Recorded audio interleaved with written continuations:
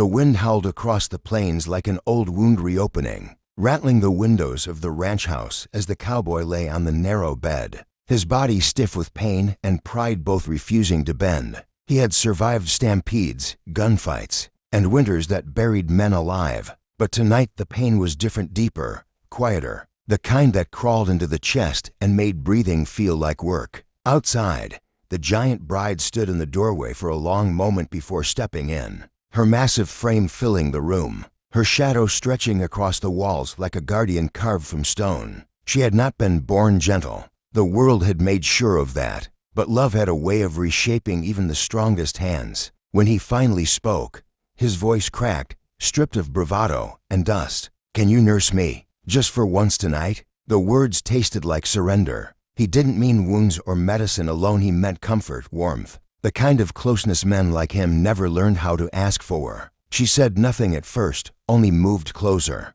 the floor creaking under her weight, then sat beside him with a care so deliberate it felt sacred. Her hand brushed his forehead, cool and steady, and the cowboy closed his eyes like a boy finally allowed to rest. Memories spilled between them, without words, his years of loneliness, her lifetime of being feared, the marriage that had begun as a bargain and turned into something neither had dared to name. She cleaned his cuts, yes, but more than that. She gathered him against her chest, holding him the way no one ever had, her heartbeat slow and sure beneath his ear. Outside, the storm lost its teeth. Inside, the cowboy's shaking eased as he let himself be small, let himself be held. And for the first time since he'd learned to stand on his own defeat, he didn't feel ashamed of needing someone. She whispered nothing dramatic, only steady reassurances, telling him he was safe, that pain did not make him weak, that even the strongest men were allowed one night to be cared for.